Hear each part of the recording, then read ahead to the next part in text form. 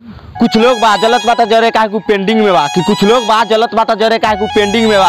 अब बात भोजपुरी के रहे रे बेटा, बात भोजपुरी के रहे। हमार गनमा तो बॉलीवुड में भी ट्रेंडिंग में बा रे। भोजपुरी डायलॉग खत्म भइल, बजाओ खेसारी लाल के ट्रेंडिंग सॉन्ग। काश हम भी होते तुम हो जहां वहां, कैसे भुला दूं मैं सांसों की वो खुशबू।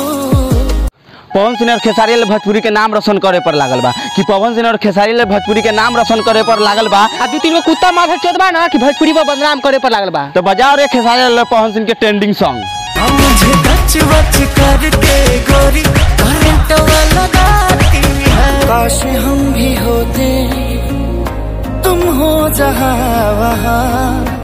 जब वो चलता है तो धरती आसमान हिलता है, जब वो गाता है तो पूरा ब्रह्मांड हिलता है। वो कोई और नहीं बेटा, खेसारी लाल यादव है जो मुंड बनने पर भोजपुरी से बॉलीवुड तक आग लगाता है। बजाओ रे खेसारी भाई के गाना।